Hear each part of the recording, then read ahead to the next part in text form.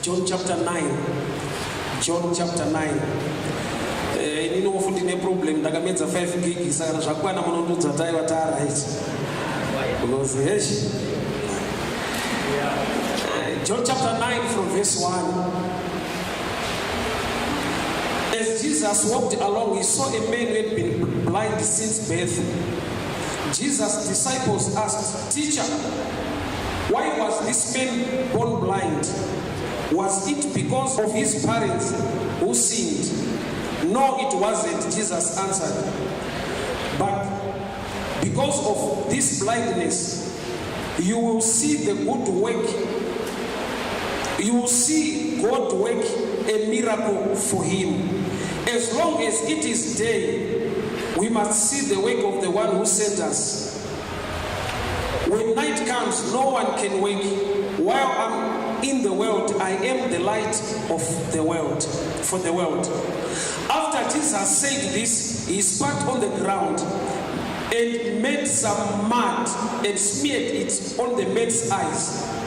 Then he said, "Go and wash from the pool of Siloam." Then the man went and washed in Siloam, which means to be sent. Siloam is normally to kutuma or to be sent. When he had washed off the mud, he came back seeing. The man's neighbors and the people who had seen him begging wondered if he really could be the same man. Some of them said he was the same beggar, while the others said he only looked like him. But he told them, "I am that man." "Then how can you see?" they asked. He answered, "Someone named Jesus made some mud, smeared on my eyes, and he told me to go and wash off in the pool of Siloam. And when I did, then I could see." "Where is he now?" they asked him. "I don't know," he answered. Father, we thank you for such a time. Speak your word unto our lives. Minister to us. Bless us. Empower us and correct us. For the glory of your name. In Jesus' mighty name I pray. Amen. Panopaita nyaya imwe murume akangoberekwa ari bofu. Saka vanhu vachikomuona vasina solution yavangaite kwaari kunze kwekuti he was also a beggar, vaingomupawo mari mundiro. But pakaitika kuti pane musi wakasvika Jesu panzvimbo iyi pane murume uyu. Chakatanga kuitika haisi healing, chakatanga kuitika maquestions. Vadzidzi ndo vakatanga kubvunza, "Ishe ndiani akatadza kuti murume uyu aberekwe riri bofu? Vabereki vake here?"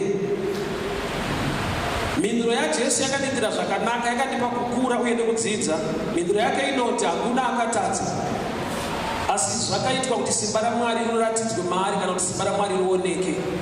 Why? Nekuti pamafungiro edu kana kuti kurerwa kwatakaitwa, unonzwa vanhu vachiti problem yake inofunga amene zvavakaita vakabata-bata. Kune mamwe machallenges angoriko asina paunogona kunongedzera kuti zvakatangira apa zvikakonzerwa naningi. This man was born blind. Iye asi akatadza, vabereki vake havana chavakatadza, asi anga aine dambudziko. So ariko matambudziko ekuti vanhu vanogona kutaura zvakawanda but vasingazive kuti newo hauna zvawakaita kana kuti hakuna akabata-bata kumusha kwenyu pati dambudziko riripo. So Jesu waburitsa pachena kuti murume uyu haana kutadza nyangwe nevabereki vake, asi zviri pari zvine chekuita nembiri uye nekukudzwa kwaMwari.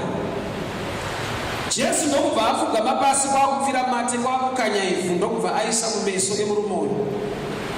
Ndofarira King James Version inoti, "And he anointed the man's eyes." Jesu ndokubva azodza meso emurume anova bofu ivhu, ndokubva amutuma kuti enda unogeza kurwizi Siloam.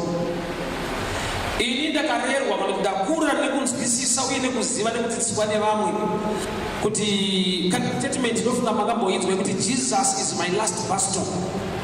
Statement iyo iri correct, ichokwadi, asi is another dimension in him, nokuti also Jesus can refer you somewhere. Sescripture yataverengai. Jesu haana kuti kana watosangana neni zvako zvaita. Jesu akati pane zvandoda kuita newe kuti uende somewhere. Jesu wandiri kuparidzawo ndiye wamasimbosi anogona zvese, but pavhesi akatuma munhu Samuel kureva kuti munhu akaita encounter with Jesus and he remained blind kusvika aenda Samuel. He was sent to Siloam, and izvire kuti Siloam raiva rwizi. Rwizi irorwo zvinongoreva kuti to be sent kana kuti kutumwa. Zvorati rwizi iri harisi rwizi mumazuva edu munhu, nokuti anotumwa naMwari muupenyu hwevanhu munhu. So Jesu wakatuma off kuti enda unogeza kurwizi Siloam. Zvoreva kuti murume uyu nzvimbo yaakagara, environment yaari hapasiripo pane solution yeupenyu hwake. Akatorifewa Samuel, enda unogeza kurwizi Siloam. Hakuna chinorwadza chekuti unenge wakagariswa amene statement inganestabonere yekuti wakagara pakereke pasina zvako, nokuti uchaona kuti murume uyu paakandogeza akadzoka pachechi, vanhu vepachechi ndokubva vabvunza zvafamba sei. Zvorati murume uyu akatopinda ministry isinei nehealing yake, healing yake iri Samuel. Saka ndinofara kuti Mwari mumazuva edu wakatipa muono unenge interdiso wekuti dzimwe nguva Siloam haugone kuenda kwairi nekuda kwemasystems epa unopinda, but Mwari vakakuwanira nyasha, you can now connect to Siloam. Murume uyu haana kuenda kunopinda chechi yepa Siloam, akaenda kundogeza akadzoka pasame church. Zvoreva kuti hakusi kupanduka kuimprova, nokuti kune vamwe vanika mentality kokuti kana makuda ineiso makupanduka. Mwana akaenda grade 4 achipa grade 3 hakusi kupanduka kuimprova naye, hakuna mbereka anopopota. So muna Mwari uyu mune andinoti madimensions kana kuti malevels arimo, nekuti zvimwe zvacho hauzviwani pauri, hazvino kuti pauri pari wrong. Aiwa, nokuti Jesu wakatotora mavhu ipo, pauri pane zvimwe zviripo zvinokubatsira, but izvozvo hazvisi zvese. Ndinofarira murume anonzi Moses. Moses akaita anamai 2. It's impossible kuti anamai vashaye pregnancy yekutakura mwana wani, but Moses Bible rinobuda pachena kuti akazorerwa kumba kwaFaro, anhongwa nemwana musikana waFaro. Moses, nezita rekuti Moses haana kuripiwa kumba kwavo. Moses was named Moses. Moses zvinobhuya kuti chandakatora kumvura. Mwanasikana waFaro iye akapa Moses zita. Hakuna chinopohwa chekuti pauri hakuna zita rako. Ibaba rikaripasiya. So mai vakano Moses vari kuplaya a role yekuti mukomana aregere kuurawa, nokuti mumazuva aya zvaitonzi kukangowanikwa mwana wemuHebrew mukomana anofanirwa kufa. So chakaseva Moses inhau yaamai vakamunhonga, akararama semwana wemwanasikana waFaro. Zvoreva kuti mwanasikana waFaro nyangwe anga asina mukaka wekupa Moses, but anga aine favor yekuti akanonwa mukaka kwamai vake zvinouraya kana zvaakumutsvaka ari under the covering yemwanasikana waFaro. Kureva kuti Moses ndiye akatanga neinterdeal. Haunambondinzwa iwe. Dai akarirwa kumba kwavo, asina mukaka wekumba kwavo, asinei nemwanasikana waFaro, hakuna kwaenda, aifa. Because there was a decree yakaiswa namambo kuti mwana mukomana wese wechiHebrew ngaurawe. So chakachengeta Moses mai vasiri vake. Ndakandende pana Jesu. Jesu anova mwana waMwari, akaita vamwe baba panyika vakatomurera vakagara nawo. Baba ivo vanokosha muupenyu hwake nechikonzero chekuti Joseph was a carpenter, and a carpenter kushanda nezvipikiri nemapuranga, and the destiny yaJesu kuenda pazvipikiri nemapuranga. Zvoreva kuti Jesu waitoda a father figure in the name of Joseph, nokuti ndo vari kuda kushepa destiny yake. Saka Jesu ndiye mufuta aita zveinterdii. Baba wokudenga, baba wapanyika. Kama ndatopedza nekusiya so mukomana uyu akawanikwa riri bofu akagara. Jesu akotama akatora ivhu kwakukanya ndokuisa mumeso ake. Murume uyu ari kutumwa iye ari bofu.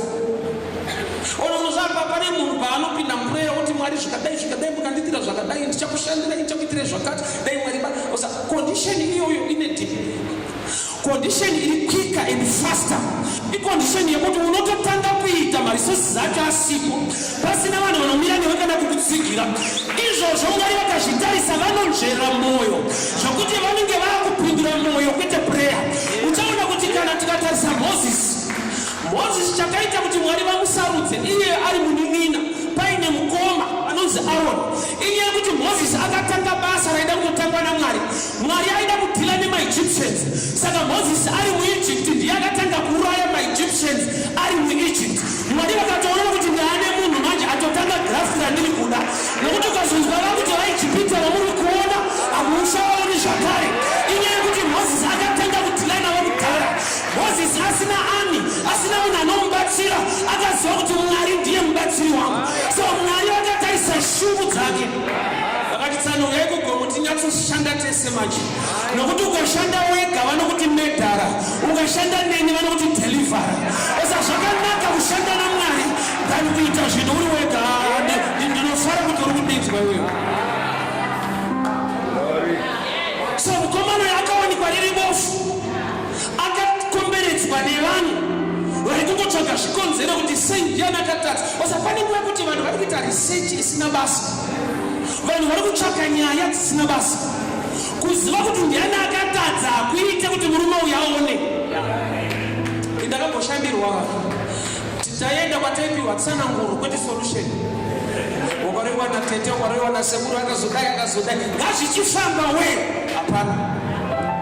Waita list yevaroi kusina kana one list ya Kristu anova solution. Sasa ukaziva muroi wako haaregedze kumuroya nokuti waakuziva. Atakuroi ane simba spiritually. So ukangoziva kuti ndinoroiwa naningi, unosvika pakuchembera uchiroiwa nemunhu ende uchiziva. Baba rinoti mbavha ikabatwa ndopa inoripa kanomwe kwete ikazikanwa. Inoudza kuti pana mazuva ano unei. Ungaendere kupolisi warohwa nemunhu wosvika kupolisi woisa report wonzwa mapurisa achitenda nomutora akurohwa. Unoziva kuti kunorohwa futi. Why? Because hauna power kuziva munhu akurohwa wonzi nepolisi enda nomutora kunoroveswa kechitu. You need power over him. So murume akawanikwa riri bofu, hakuna akatadza. Ndikatora ndiise mumeso mako. Problem yeupofu iri mumeso. Saka Jesu ari kutora futi ivhu woisa mumeso. Ndinofara kuti bofu iri harina kukomplena nokuti bofu iri is a shadow picture yemunhu ane revelation. Pakuti kudii dai anga ari munhu anongoziva history asina chizaruko, aigona kuti kana ari Jesu ari kundiisa mavhu, nokuti aigona kubvunza kuti ndiani ari kundiisa mavhu, onzwa kuti ndini Jesu weNazareta, aigona kuti pana blind Bartimaeus hamuna kudaro. Tine vanhu vari muhistory too much. It's good to know your history, but chakanaka ndiri kuziva kwatiri kuenda. Because pane kwatiri kuenda pane kwatiri kubva. Iyo mota ukaitarisa ine windscreen nekaview mirror. Kaview mirror akatariswa, you check kwaunotarisa pawindscreen kumberi kwauri kuenda. Ukadriva ukatarisa view mirror unokoleta nefuture yacho kuri kuenda. Wasitatra mota kwauri kuenda kwete kwawabva. Kwawabva kunombotariswa but hono iri kumachechi kaka. Vakuru vari kuti takabva nayo kure, vadiki vada kuenda nayo kure. Saka pane kudhonzana so. Vamwe vari kuti takabva kure nayo, vamwe vari kuti aiwa chechi inofanirwa kupfuurira mberi, inofanirwa kuenda kure. Wakambosangana nevanhu vekuti vanokuti kuti gore rakati taiti tikaipa, vanhu vaipora gore rakati. Toda kuti mugore rino Mwari iyeyo azviratidze pakati pedu zviitike mumazuva edu. Gideon akasvika pakugoikana nechitendero ichochi akati takanzwa Mwari wehistory aitira madzibaba edu zvinhu, but in our time hapana chandiri kuona. Mwari vakati this is the time and this is the season. Uchaona kugona nekunaka kwaMwari Gideon. So Jesu akakanya ivhu ndobva aisa meso ebofu. Haana kuita prayer, akaita process. Because there are times kuti tinofungidzira kuti ndakudza Mwari kuti prayer is the master key. Is one of the keys. Pane pamwe pasingatomboda prayer, panoda kuziva zvekuita. Pane pasingatomboda prayer, Why? Because ukapinda prayer, God answers you okupa revelation, information yakuti unofanirwa kuita zvakati. Kureva kuti prayer equation chaiyo inosvitsa kusuccess inotangira kuprayer. Second stage information, but third stage action. So Jesu ana kuti mira ndikunamatire nhasi unoona I declare akanzi iya game yekutoshorana chete. Usapari pamwe kuti Mwari vake chino chaunogona kufundzira kuti havasi Mwari. Nokuti tine vanhu vana Mwari wavakajaira ivo vachiimba kuti anoshamisa akashamisa vanoti havasi. Vachitoimba kuti anoshamisa ndewe minana pakaitika minana kuti mushomba. Havagoni kuasosieta zvishamisa naMwari, asi pakuimba kuti anoshamisa vanoimba. Saka iva blind Bartimaeus yasiyana neiyi. NdiJesu mumwe chete, but shoko rinoti behold out new thing. Tina Mwari unoita zvitsva. So panapa patorwa ivhu rikaiswa mumeso, ovhu rikada kubvunza kuti ndiani, rikanzwa kuti ndiJesu, rinogona kuti according to history, Bartimaeus makanga muchichiona, sei panyaya yangu ndakuiswa ivhu. Aigona kuita nawo. Mwari wedu unoita zvitsva. Vanhu vakava nekunamata kweka history. That's why Jesu paakauya achifamba pamvura, instead yekuti vadzidzi vafare kuti tenzi vari kuuya, they were even more scared. Vachiti chipoko. Why? Nokuti vachiri kuremember time iri pana Luke chapter 5 Jesu achikumbira bhoti raPeter. Vanoziva kuti kana akuda kutofamba pamvura anowanzokumbira mabhoti evanhu. Saka paakauya achifamba pamvura vakati hasiriye, but inofara kuti Peter nyakumbokumbirwa bhoti akati kudhara kana muchimbotora zvangu ndakudawo type yezvenyu, kana makafamba mubhoti rangu this time maapamvura ndakusiya rangu ndiuye kune nyasha dzenyu. Unoziva kuti Jesu haana kusvedza vese, akasvedza Peter nokuti Peter ndiye aida. Iye kunamata yekuti inofamba nekutenda kwako uye nekuda. Nokuti Jesu akafamba naPeter pamvura, havana kunopfuurira pane bhoti, vakanopinda mubhoti vakagara nevamwe vasingade minana. Unotenge wina Mwari weminana pasina munana. Vandakazoudza vamwe ndikati itwa as long pachinamatwa Mwari panenge pane munana, nokuti dzimwe nguva kutoshaya munana muina Mwari weminana utori munana futi. Kushaya zvishamisa uchinamata Mwari anoshamisa zvinotoshamisa, chitori chimwe chishamisa ichocho. So murume uyu akaiswa mavhu meso, haana kukomplaina.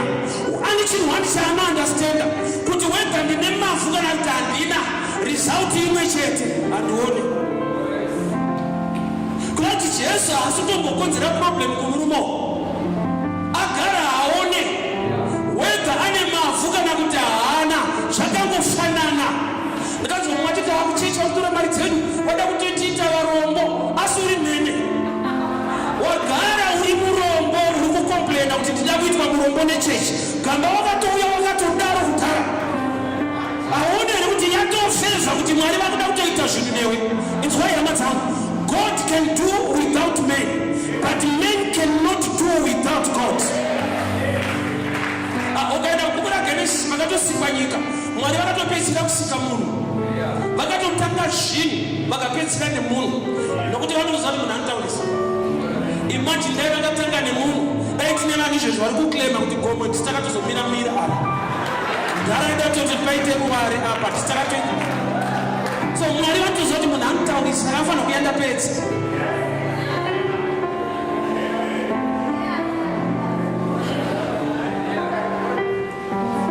Vadzidzi chavari kutsvaka ndiani akatadza. Kune vanhu vanoswera vachitsvaka information isina basa. Zvinoita chechi ifambire mberi hazvipo, ari kutsvaka chete vazoimba sei vagone kuimba uniform dzavo dzina information yaari kutsvaka haiti kuti munhu akure pamweya.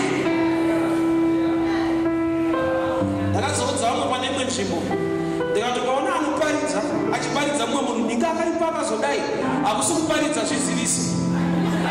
Kuparidza wakaenda pamuchinjikwa anochinja nekushandira upenyu hwevanhu, nokuti ukataura kuipa maningi akuchinje life yako zvinoita kuti ungoseka kuti ashuwa haipe iwe life yako isiri kuita.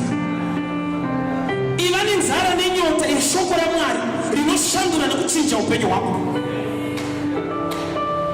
Ningakazodai ndakasvika kune nzvimbo iyo maiki yakatobatwa, vanhu vageza kutouya kuchechi, maiki yakabatwa, praise and worship yaimba, pakutaurwa munhu profeti itsotsi zviziviso. Ende nguva ziziviso yanga yatombopiwa havana kuita, vakuita panguva yemharidzo manje ndobva vakuzivisa vanhu kuti profeti ndingitsotsi ndingimbavha ndakazodai. Izvozvo hazvichinjo nokuti akaenda pamuchinjikwa ndiJesu. Pauro akasvika paakatsamwa, asvika pane imwe nzvimbo vanhu vachiita makwikwi kuti tiri kwaApolosi, vamwe vachiti tiri kwaSifasi, vamwe tiri kuti tiri kwaPita. So naPauro akaenda pamuchinjikwa neupenyu hwenyu ndiani. Ukaona muine nharo yemazita evanhu isaini yekuti hapasati pakura munhu. Munhu akakura anoziva kuti kune zita riri pamusoro pamazita ose, rinova zita raJesu Kristu weNazareta. Ende ndiro zita rine simba rekunzwa shanduko muupenyu hwevanhu.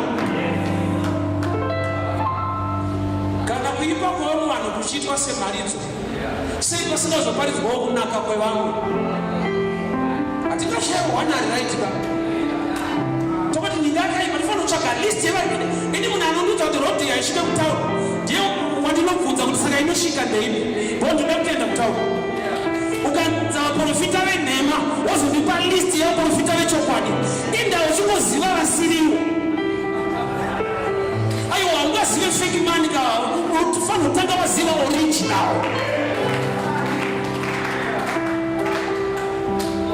So murume akanzi enda unogeza, akatumwa ari bofu, haana kupa excuse, haana kupa chichemo chekuti manje ndiri bofu ndinofamba sei. Jesu anga ataura kumashure apa achiti I am the light of the world. Chandinoziva chinokonzera kuti munhu aone is light. Iwaya magetsi akatoenda, even une maziso mahombe aone. Munhu aone nokuti ane maziso, munhu anoona nokuti pane chiedza. That's why Jesu atanga atsanangura kuti I am the light, which means ndikakutuma ndaisa mwenje. Achibata anoti shoko renyu ndo mwenje patsoka rangu. Thy word is a lamp unto my feet. So tine munhu akamira kuti zvitange zvaita kuti aite. I remember around 2007 pataizoparidza kuna Festo. Ndaifamba kubva kuwadzana kwapadhuzika kubva kuwadzana kuya mutauni pakutoreba mazuva ano hamene chii chiri kuitika, but mazuva iwayo uzawaitsva zvekuti padhuza unosvika pane sports pese apa uchimurowa praise and worship hauzvione. Pane nguva yekuti nanda akunyara muwasha vanhu kumaraini vaikuona uchifamba musaidi meroti manheru inenge iri nyaya yako. Saka ndikangona kombi yekumaraini ife ndaende ndikupinda Belvedere kuvanhu vanotaura. Murume uyu asangana naJesu aiswa mavhu anzi enda unogeza kuriver Siloam. Along the way usafungidzira kuti nyika yake isina vanhu. Ane vanhu vaakasangana navo aine mavhu, vakatobvunza kuti ndiani kwakumaka kusvika level iyi yekukuzadza mavhu kudai. Imagine akati kuvanhu ndiJesu, vanomudza kuti asiri haadaro. Osasakubatikana mudza kuti ndimwari ari kundituma, zvanzai haadaro anga kunyeme kombi okupa message okunyima coin.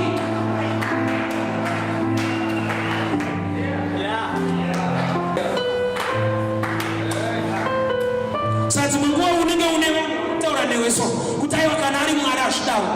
I remember ndimaridza parenge kuwadzana pandakati mwari vanopa, munhu akandikwenya zvikati vanokunyimirira ngotisheti yakabvaruka kusana but ivo vanokunyimirei. Every movement yefaith ine challenge kuvanhu vasina that dimension of faith. Genesis 22, imagine Abraham achikuda mwari uya kugomo nemwana wako Ishimaeri. Bible rinoti akatakura huni. Ini kwandobva kudomboshawa vachitoda huni inoenda kugomo. Abraham anzi uya kugomo akatakura huni. Dai akasangana nevanhu munzira vaimukansela. Iye vanenge vachitomukanzura. Ari kuenda kugomo nehuni 3 days journey unosvika rehuni. Wanzi muchienda kugomo. Vanhu vanogara newe pasi. Tengesa itoro basi enda kudzizero. Ni message yakapa mudzimai wake Sara. Haana kuti ndiri kunocheka mwana kugomo. Nokuti Mwari vanga vatomudza kuti uyane mwana wako ndipe sechibayiro. But achisimuka pamba akaziva level ine umwe wake atifanane. Akatoziva kuti Sara yekuti atakure nhumbi message iyo anoida. But yekuti achitora mwana wacho achipa Mwari haazvigone. Saka Sara akangoti tiri kuenda kunonamata. We are going to worship and we will be back. Baba vekutenda was a great secret keeper.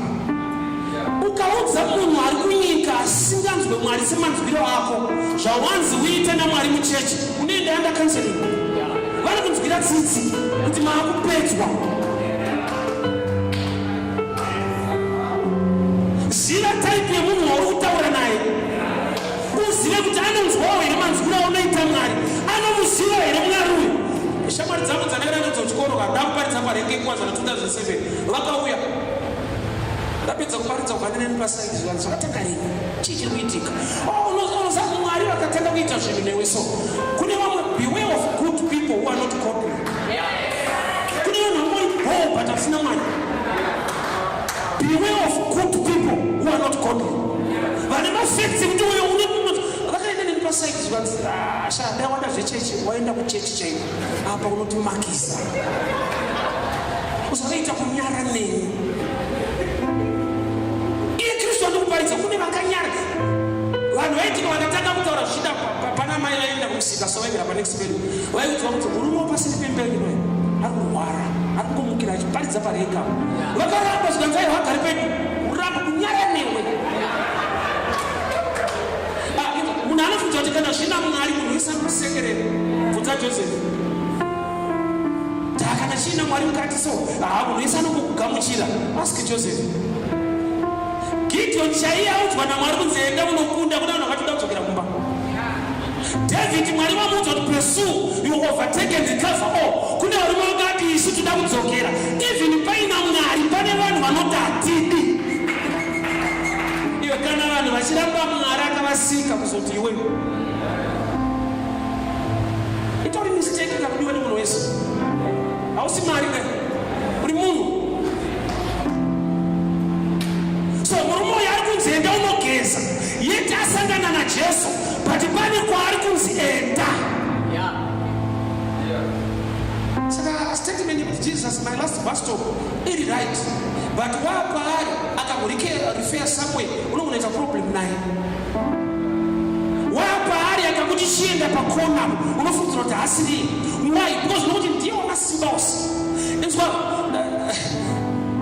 pane munhu akamboya kwandiri zvikati wafundiswa mazvani mune problem wani hamuchaparidza Jesu makuparidza dzimba motikari prosperity gospel hamuchaparidza Jesu.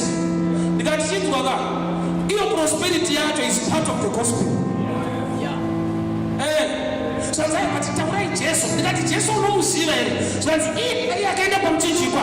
Let me explain.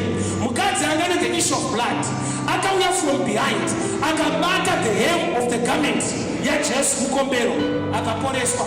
Jesu akati kudii pane andibata. Jesu haana kuti pane abata hembe. Samubvunzo wobva wati Jesu ihembe here kana kuti munhu.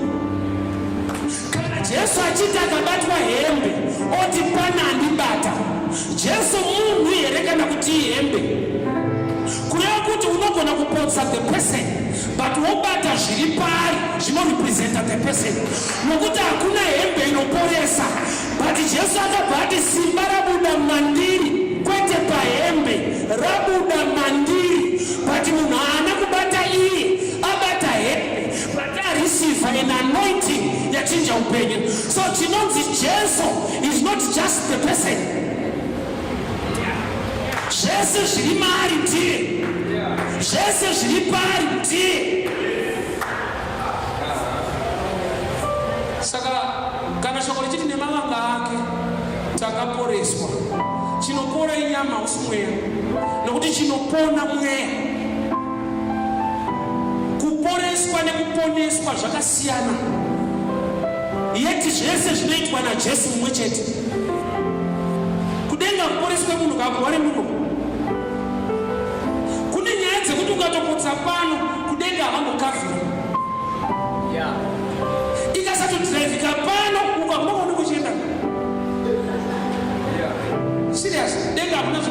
fuel, motikari yangu yazodi mune muriko. Hapana kuenda munoto, hapana kumarodi, mune mchikurumbidza Mwari muriko. Kuti pane nyaya dzinofanira kugadziriswa futi pano. Jesu anakwenda pamurume akati upofa una basa. Gamuchira inini uwene usikaperi. Akati you need to see something. In this world, you need to see something. Pani zvaunofana kuona semunhu. Pani zvaunofana kubata semunhu. Jesu anakuti ukagamuchira inini no problem. Urikuenda kudenga zvekuti aona basa. Daniel 43 years. Akisanda munzwa demoni richiti haine kudenga ndisiti nayi bata apinde denga. Madimoni haine denga. Anotaura zvepano. Arorwe, arake imba yacho, achate, adrive. Ina madimoni achida zvepano. Hapana demoni ranakati vachiti denga tuyazvite. Mission yemadimoni kukufrustrata pablessing yaunofana kuita partake in this world. But I stand as an oracle of Jehovah. Whatever is meant for your life, asingade Mwari ngakuonere nyasha meso ngavhurwe pane zvaunofanirwa kuona.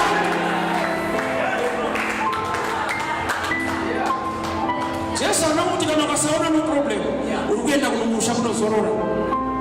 Pane zvinoda kuonekwa pano. Pane zvinofanirwa kubatwa pano. Zvakakukoshera muupenyu hwako. Bhaibheri rakasvika pakuva stable rikatoti kana uri mutendari right manje unosiyira vana vako nhaka kusvika pakuklasifiwa semunhu kunzi atomutsvene akarurama anosiyira mhuri yake nhaka. Pfuma nenhaka zvinobva mukadzi akanaka kuna Mwari. But ukangoibata usidaro chete unoita kaproblem futi nayo. Unofana kuzongopedzisa. Mukadzi akanaka anobva kuna Mwari asi anowanikwa kumaraini kwawo. Because satoenda kumaraini kwawo haubude muchechi una madhambu nyepa chako. Declare unobude unayo. People of God hear me very well. Murume uyu aiswa mavhu naJesu. Saka rendemo kuti wataiwa ndokunonzi kutoshorwa hakusiriko. Why? Because even asina mavhu is the same thing. Mavhu aiswa ndokubva apiwa futi assignment ndokubva atumwa enda unogeza kuSilomu. Hazvireva kuti munhu uyu haana kuonekwa ageza. Zviri kunzi area endaisa mabvi yakuda kuti uende kurwizi kundogeza, which means murume uyu anofanirwa kunge aine knowledge kuti Silomu iri kupi. Ndati Silomu zvanzi neBhaibheri zvinoreva kuti to be sent kutumwa. Kuda kuti Mwari vatiwanira nyasha vatizivise pavakatituma pavakatidanira pane nyaya dzeupenyu hwedu. Hakuna chinobohwa chekuva pa-right place for others iri wrong place for you. John chapter 5. Pana akaita 38 years ari paBethsaida. Musi waakaporeswa haana kupinda futi mvura macho. Kurati vanhu vakanocheta munhu panzvimbo yevamwe kwete yake. Nokuti ndiye akaporeswa asina kubvira apinda mvura. Ingona angataura kuti pano ukatangirwa anokutangira ndiye anopora. Jesu nokubva ataiwa yako iwewe manje haisiye kukompetisheni kumvura. Can you meet God? Hakuna chinobohwa chekuti wakanogara pane zvinhu zvevamwe zvirikuitika pasina chako chinoitika. Mwari ngaakuponesa mweya uzive pane chinonzi Silomu chine chekuita neupofu uri pauri. Oh, let me help you. Jesu ataura nemurume kuti anonogeza kuSilomu. Say I mentioned the name of the river. Anotoziva kuti mvura inombodaro iri padhuze. Pamwe pane tepi yemvura. Munhu akaendwa nemavhu anogona kuti tipeiwo mvura negezi. Saka Jesu paati river Silomu ari kuedza kuti haisiye semvura ine chekuita nenyaya yako. Ukageza tepi iri paseri pemba hausi kuzopora, unochena but hauone. Hausokomunzwa shoko rekuti rikaronzwa kuti powerful but hari kuchinja. Kuda kuti wageza nemvura yepaseri pemba. Nokuti yepaSilomu haikusiye wachena, inokusiya wakuona. Vhangeri ngariunze shanduko muupenyu hwemunhu. Ngaregere kungova nyaya like motivational speaking. Ngarive the word of power that can bring a change. Imagine munhu aiswa ivi aigona kushatira kuti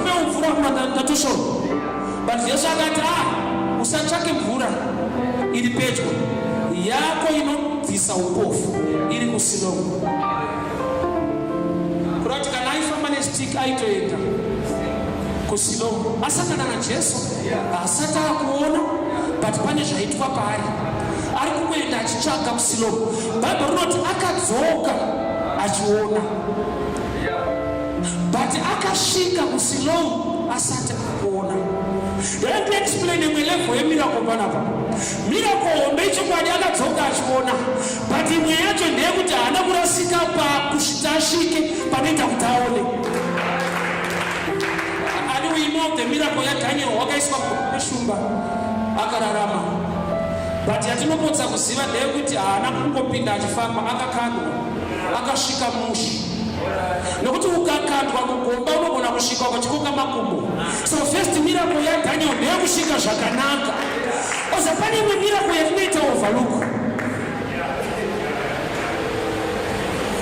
Haana kupinda parishumba, akakandwa but akalenda mushi. Nokuti vamwe pavakazokandwa havana tombosvika pasi. Zvanzi vakati Jehovha chemudenga kunoti kutongosvika muproblemu macho mushuba imomo yanga iri miracle. Ndozvakamupa guarantee yekuti handichadyika, because ukaona ndasvika Mwari vatotenga basa neni. Ukatoona nyika yakaoma kudai pandisiri kufa nenzara, I'm going somewhere. Mwari vatotanga miracle neumwe. Mamira akaita zvinhu, but ukaona mhuri yangu isiri kurara nenzara, Mwari vane zvavari kuita muupenyu hwangu. Amene wandikutaura naye hausati wakuona une mavhu, but hausi kurasika. Murume uyu haana kuhanda kuti vachiti vanhu kuperekedzei. Zvanzi akatumwa iye personally akasvika. Iyo yekusvika uine mavhu is another level.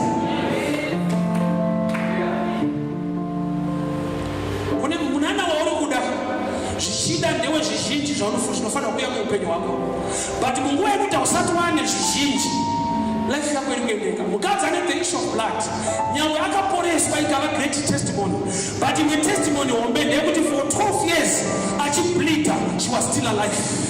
Nokuti ukableeda for 2 hours unogona kufa, ukableeda for 3 days unogona kufa, for 1 week, for a year uchiluza blood unofa. But mukadzi for 12 years she was bleeding. Kureva kuti even the bleeding yakatadza kumuuraya.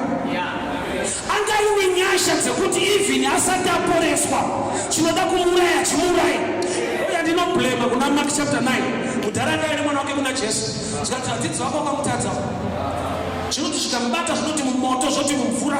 Ndakanaye vadzidzi vako vakamutadza. Ichokwadi mudhara anoda kumakisa vakomana. But chokwadi chiripo ndechekuti pane nyasha dzaasiri kuona. Icho chinomuti ukapinda mumoto wobuda zvako. Unonyura mumvura, unouziva here moto iwe. Moto ukapinda mauri apabude munhu panopera munhu. Mumvura ukanyura uyu drown unotofa. But dhara haasi kuona kuti vadzidzi nyangwe vanga vasina rimwe power, but vanga vane grace to sustain the man. This man was sustained by grace. Chokwadi anoti mumoto tiona kuti problem yake yanga yakarongeka nokuti moto unogadziriswa nemvura. Saka akawira mumoto otonodzwa nemvura, akaenda kunopisa oenda panotonhorera. Nedambudziko rake ranga richizvikavhareka.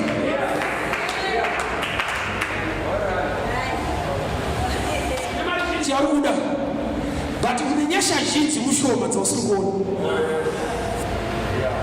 Mumwe akatambira yaunotambira iyo anogona kuresign kana kuita suicide.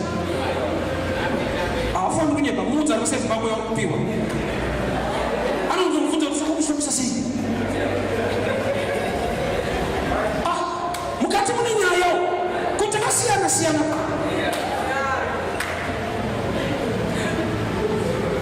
Inonzi salary nemumwe Mwari kuenda nayo kulunch. Zvokuti akanzwa kuti salary anovhunduka.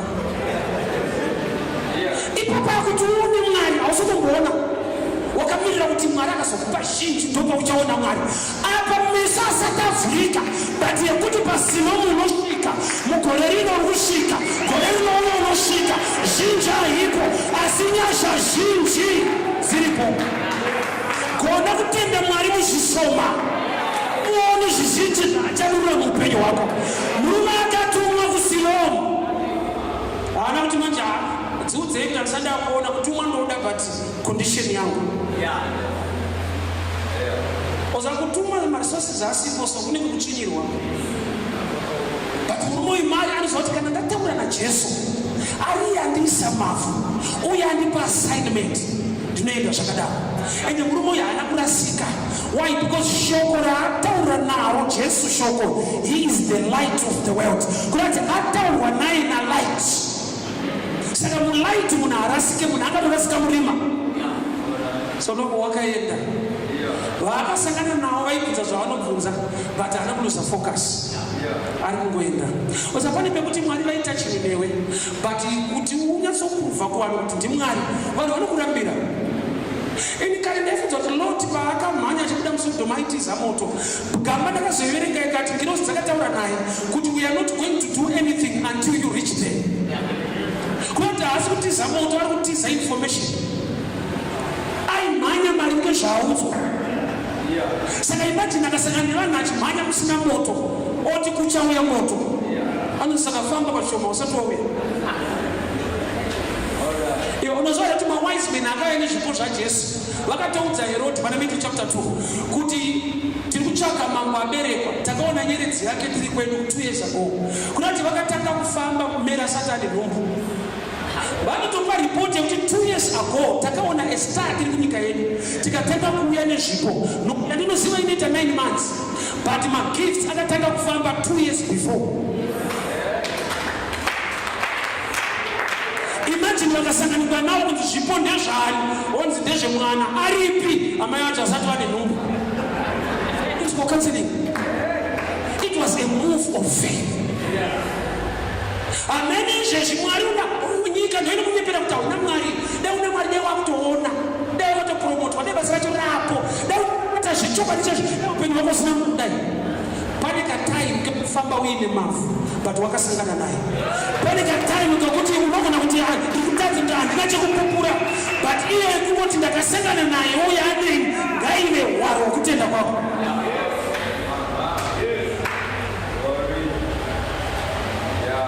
Pana ari kutofamba nesitingiso muupenyu hwake. Ende vanhu vari kumuti dai wanamata, gamba akatosangana naJesu. Ari kufamba muinstruction. Osa hakuna chinogohwa chekuti vanhu vanoti dai wanamata iwe uchinamata. Kuti tsage iwe wakutopedza dry yako ye6 days.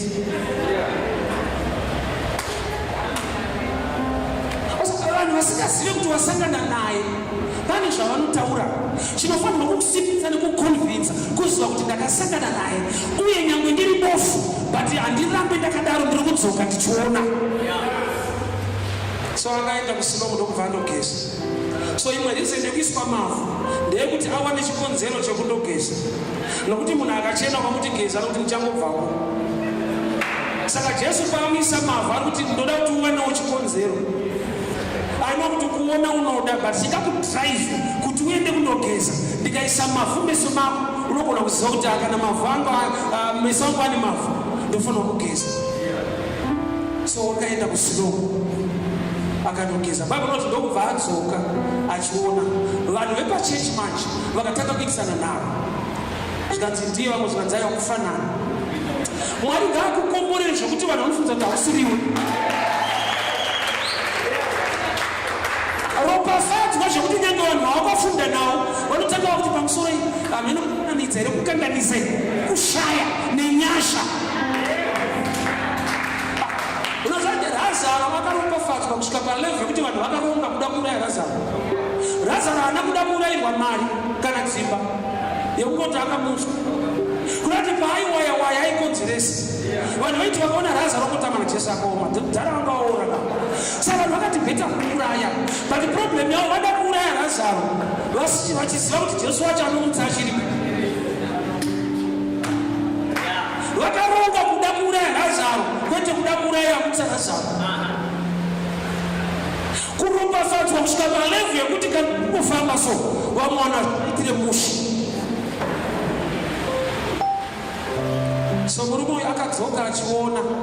Ndinofanira kuti akadzokera pasame church yakamuchengeta ari off for a long time. Saka ndofunga kunyarawo kwemafundisi pakuti aiwa asiri kuitira kuti vanozonzi makamamutadza pa.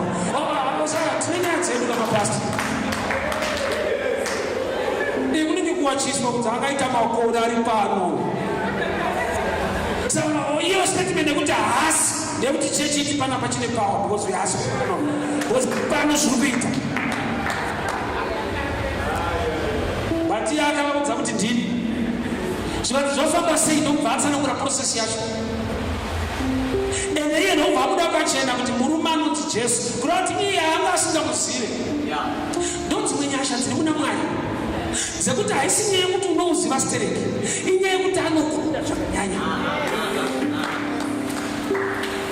murume uyo hato even mukadzi with the issue of blood paakaporeswa Jesu akabvunza ndianani bata yeti munhu wacho atopora atone testimony but Jesu akuti andimuzive ndianani bata indiyafudza kuti munhu akapora isaini yekuti anoziva Mwari gamba isaini yekuti Mwari vane nyasha even usingavazive vanokuda Jesu akatobvunza kuti ndianani bata iye munhu wacho atopora kuda kuti unogona kutoporeswa musingazivani kufamba kukuita zvinhu zvako haisi nyaya yekuti iwe uri kuita zvakanaka inyaya yekuti Mwari ndo vakanaka vasingagone kupolutwa neunhu hwavo dai Mwari vaidhila nesu maringe unhu hwedu netiri pataiti vakanakira kuti ndiMwari long suffering nyasha dzavo itsva kuzuva nezuva murume uyu wakadzoka pasame church but pane kuti vanhu vapembere vakada kuinvestigata nyaya uza hakuna chinobohwa chekuti uri panzvimbo pekuti vanhu havafari nekusimuka kwavo pane kuti vanhu vafare vaitaridza kuti aiwa todanyatsoiongorora nya zvafamba sei inonidzora pana John chapter 5 murume Betsaida paakatakura meta akuenda zvanzi vakamuti aiwa nhasi isabata aufuna kutakura meti zvikanzi manje aiwa inini andiporesa ndiye atitakura saka mazuva anoda akungoteerera vanoporesa imimi vemazuva enyu nemirau yenyu life isingachinje ndaakuda Mwari amuchinja upenyu hwangu iye akaita stubborn zvanzi andiporesa ndiye atitakura imamuporeseka saka zvenyu hatichaita po ndikateerera ni unoita 38 years saka ndaakuteerera Kristu andititakura mukuva zvainetsa kuinda Jesu kuti munhu atakure meti komwe mutipora ega vandakaona kuti problem yanga ine murume uyu yekutanga imeti wai nokuti nzvimbo yaanga ari mvura yaiti ikabvongodzwa papa necompetition atanga kupinda anopora saka iye akaenda kundorara panzvimbo pane competition saka akasiya meti anokuvadza vamwe wai nokuti pana achararawo akachovha futi 38 saka Jesu paari kutitakura meti arudzana problem yenyu kurara tine vanhu vanofunza kuti vakaroiwa kurara chani unozvara tikungwara usi mweyo chini kuvhurika usa usi mweyo chini akandorara panzvimbo pane competition kuna kuti aitozoudzwa nevamwe kuti tsanga mutumwa wanga uyo aitoita kuudzwa kunzi hauya atoenda why because akatakura pekundorarira bhaibheri nosvika pakutotaura kuti ngwarai senyoka kuti panyoka ikukupai chinhu wanikuite poison ungovhurika so humility kudzikama muchidzikama zvenyu senjiva but pakungwara munhu why nokuti kune mamwe maissues mulife ane chekuita nekungovhurika ende wamwe wachofudza kuti mweya wechina gamba hapana Satani munhu akangovatawo zvake saka tsana vachallenge yavo vairara patonga vakaroiwa vairara da competition saka Jesu amuporesa akatitakura meti ende nechimwe chinhu kutakura meti it's a reminder a sign yekuti akada kufarisa akadaita manyemo yekuti ndaakufamba akaona meti inomudzwa tsana maamakararapa for a long time tendai Mwari munhu anokanganwa paakabviswa naMwari anoneta pakunamata ukangovarairwa kuti wakabva kupi unonoki kana pride inopinda ukaziva kwaakakubvisa unoita right haudi munhu anokuudza kuti dzikama wega unokuziva kuti inyasha kwangu chaiko ndokuziva. Inondo ndikadzokera kumazowe kwandakakurirawo, shamwari dzangu dzandakakura nadzo dzichiriko vachembera, takaenzana pati vachembera, chavachembedza ndochiziva zvataita ikoko. Saka ndikadzokera ikoko ndinozoona reminder, ndikamutarisa kuti dai sopiri pakuru irori, dai asiri Jesu iri ndotemo rangu chairo chairo. Saka ndikavatarisa itori reminder kuti ukaita munyama kana musikadzi wakuda kusiya Kristu ukadzokera kuye wega ukufanira. So murume akanzi carry your mat. So murume akadzoka pachechi unotemengwe kwana. Murume akadzoka pachechi paakaiswa mavhu ipapa aine testimony yekuona but agara panzvimbo yasingaone kwenguva refu. Jesu chaakaita haana kumuti kana waenda kuSiloamu ukapora chibva wagarira ikoko.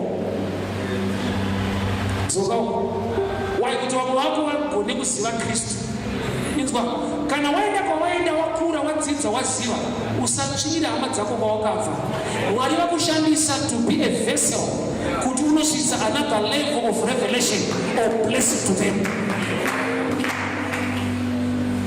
Washandiswa naMwari kuti wewe uye munhu anogona kudzoka right information kwavari. Kwete kuti vane zvavanoziva takazosiyana navo. You are blessed to become a blessing. Mwari vakuwanira nyasha kuti uve chiropafadzo kuhama dzako.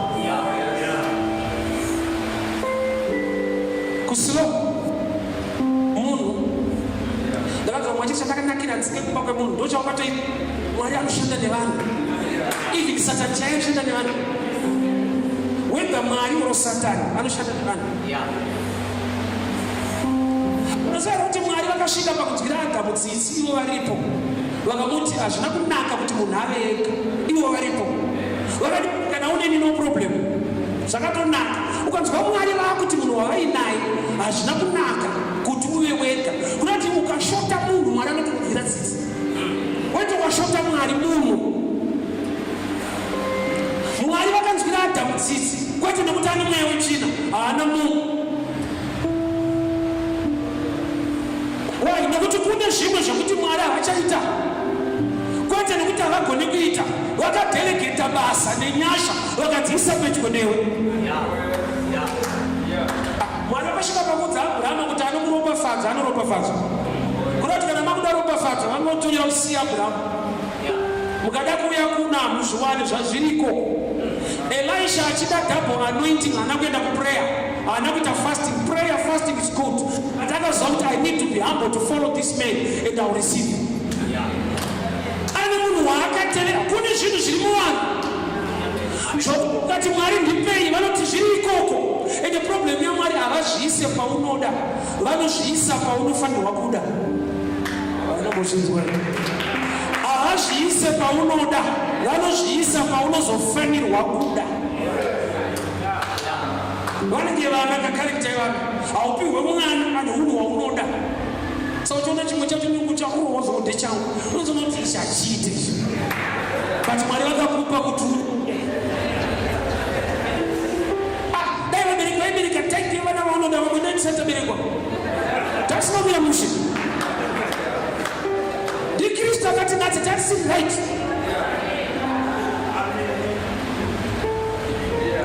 kuSiloamu kana ukanzi kure is worth it.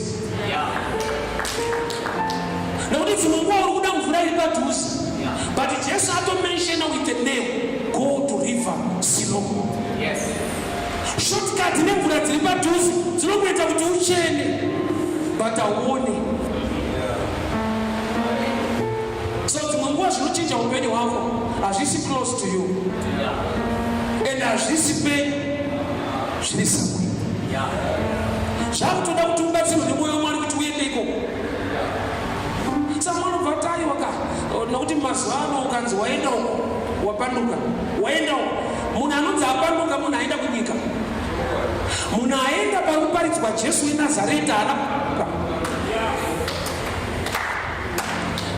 Jesu Bible Mwari akafemera mweya wavo pavanhu kuti vanyore. Vamwe vakanyora zvakawanda. Bhuku raMapisarema rakakurisa. Kune rimwe bhuku rinonzi raJudhu 1 page. ndokusiyana kunoita vafundisi. Saka kana nyaya dzako dziri kuna Kusarema kwaswera kuna Judhu wakuwara, ahana i 1 page. Hazvinoite musatanisi, zvongoita munhu ane zvishoma.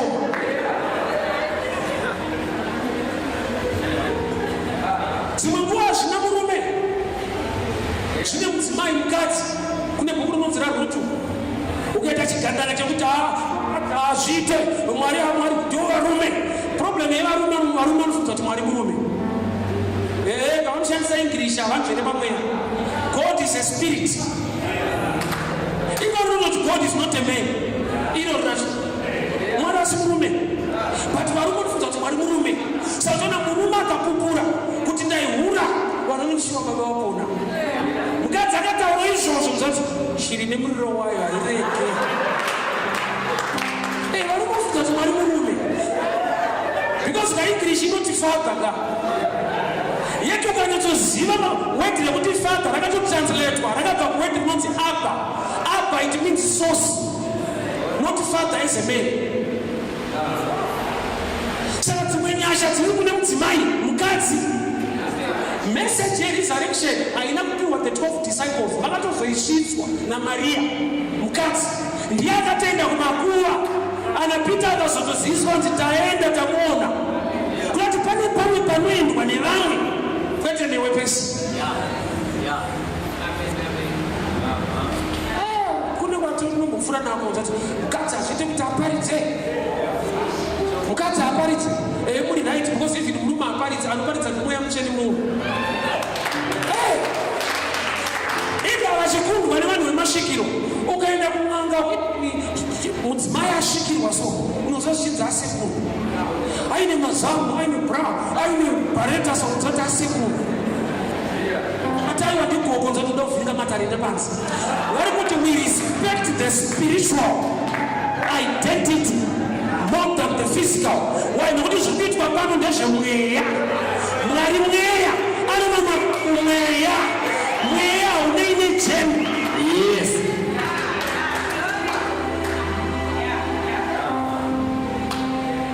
Because mukadzi akanyengedzwa mugadheni, saka murume cheshe ndiye anofanira kumira pashoko. Mukadzi akanyengedzwa mugadheni, alright, mukadzi ndiye akatanga kunyengedzwa nenyoka. Ko Mwari vakunza solution, vakati kudii? Vakati the seed of a woman will crush the head of a serpent. Kuti mukadzi akanyengedzwa, but Mwari ndiye akati ndiye fruit wandinoshanda kunza solution. Saka uchiona kuti Joseph haana kubereka Jesu. Mwari vakati varume hamumo muprogram yangu. Hasa uzvizive kuuya kwaJesu panyika hazvina varume mukati. Kwakatsvagwa mhandara Maria mukadzi. Why? Nekuti varume munozikanwa kunzi maitaurisa kuna Genesis kuti vakadzi furirwa achitikanganisira zvinhu, ndokugadzirisa zvinhu.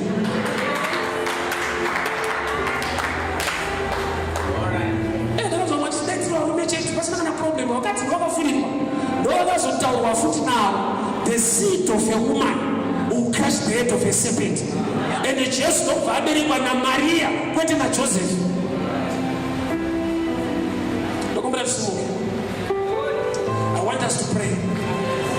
Munamato wako newangu usiku wa nhasi, Mwari ndiri kutsvakawo meso yemweya. Ndingangogara pasina solution yangu. Ndiratidzei pana Siloam. Ndiratidzei panoita kuti ndiregere kuramba ndiri bofu. Haisi yese mvura inopedza upofu. Iwe inokusiya wachena, but oramba uri bofu. Pakuda Jesu anotaura muupenyu hwako to go to river Siloam. Zvanzi wakaenda kuSiloam akadzoka achiona.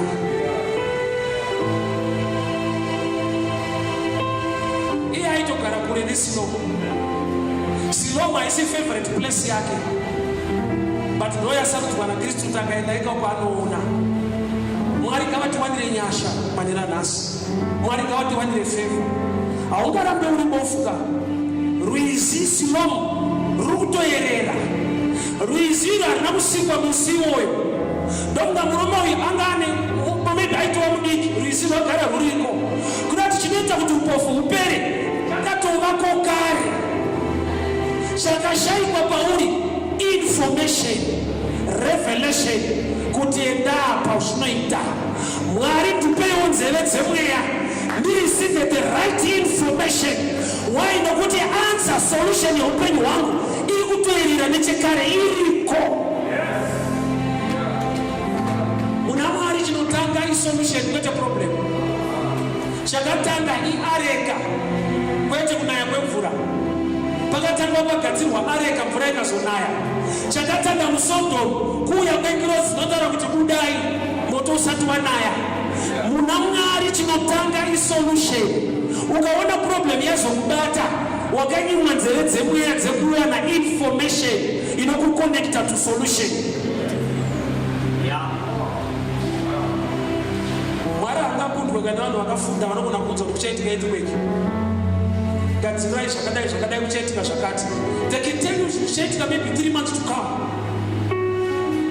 Izvo zvipani zvatakaona nyeredzi neimwe planet so zvanzi zvichaitika futi hamenorini makatotaura kugara. Uchiitika futi madheta akati musi wakati. Kana munhu achigona kuziva information yekumbero, Mwari unoziva zvanga zviri kumberi kwako, ndokubva vaisa solution close to you. What you need now is revelation, which is information. Mvura yepamara ukanzwa yavava, Mwari havataiwa ndakunaisa imwe iri fresh kana kuti ndekune risi riri pasera. Pane muti utoripo close to that river ukuthi Moses akangotora danda reko akakanda inotapira. Mara imara kana musati maane revelation, because the mara water tends to be sweeter. Yakatapira. Amen. Wine yakapera pamuchato chapter 2. Nyamwe wine yange yapera. Changa chapera haisi wine. Information. Nokuti Jesu anogadzira imanga aripo. So pavakakoka Jesu vakakoka imwe wine. But vanga vamunyima time yekutaura. Yeah. I want us to pray. Let us begin to pray. Father, show me my Siloam. Connect me to my Siloam. Andirambe ndiri bofu, andirambe ndiri murombo, andirambe ndichishaiwa basa, andirambe ndichitsungaira. Muri Mwari wakatembeka, imi muri kuyerera. Favor iripo, nyasha dziriko, makati ndira kare. Shoko renyu rinoti, the lamb was slain before the foundations of the world. Baba makagadzira mhinduro, makagadzira favor, makagadzira mukarongedza nyasha. Nezita raJesu, nezita raJesu, ndaramba kuramba ndiri bofu, kana Siloamu iriko, ndaramba kuramba ndiri bofu, kana Siloamu iriko. In the name of Jesus, in the mighty name of Jesus. Rakatabosha taka, mantakalabosha, retete balika dayasa, iketalande, mentabaluka diata, mantakaze, malika dayasa, yeketekete, malika dayande, mantabarato, ikasateke, mentabalatita saya, mentakalada, siketa bolakade, mantete balika da. I refuse to die as a blind man. I refuse to die as a poor man.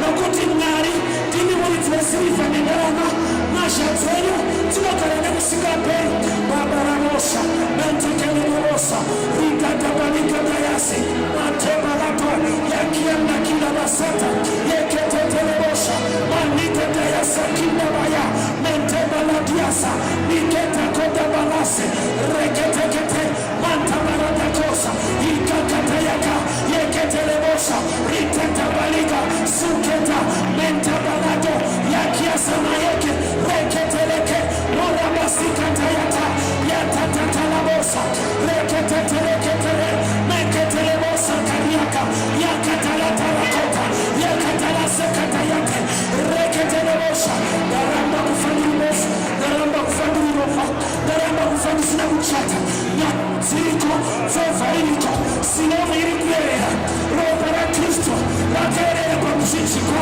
nokuda kweupenyu wangu. The blood that speaks better things than the blood of Abel.